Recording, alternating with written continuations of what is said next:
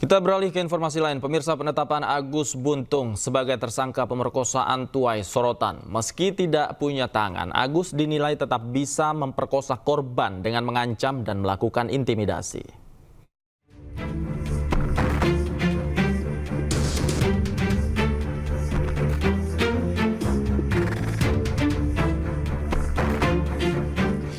Kasus Agus, pria disabilitas yang jadi tersangka dalam kasus pemerkosaan mahasiswi di Nusa Tenggara Barat, viral di media sosial. Peristiwa ini menimbulkan pro kontra di masyarakat terkait penetapan Agus sebagai tersangka yang dinilai tidak memiliki kedua tangan namun bisa jadi tersangka pemerkosaan. Meski demikian, polisi telah mengantongi alat bukti yang membuktikan Agus sebagai tersangka pemerkosaan. Agus diduga melakukan tindak pidana pelecehan seksual fisik terhadap korban dengan tipu muslihat dan ancaman.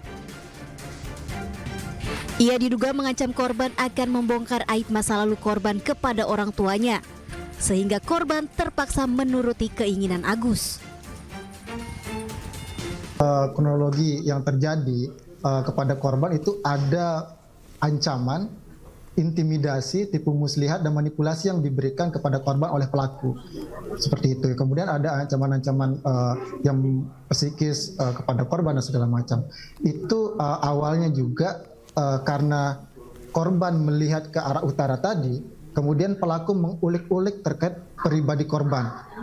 Karena ketika korban melihat ke arah utara, korban tiba-tiba menangis. Kemudian karena korban menangis, ada kesempatan itu yang dilakukan oleh si pelaku untuk menanyakan background atau masa lalu korban.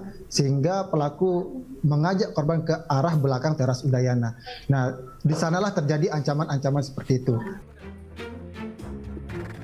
Selain mengantongi 2 alat bukti, polisi juga mendapatkan keterangan dari 5 orang saksi.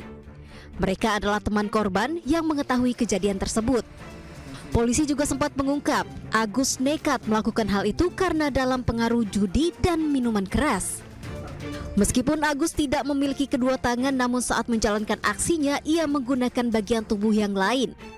Dan hal ini juga dibenarkan oleh psikolog forensik Reza Indragiri.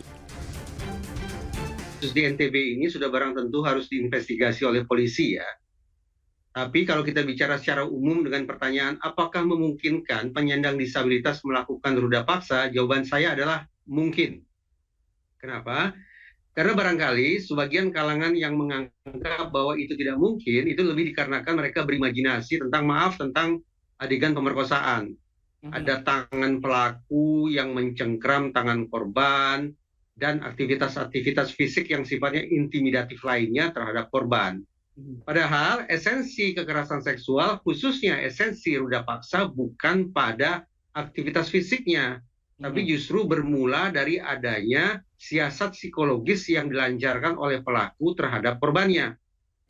Karena keadaannya seperti ini.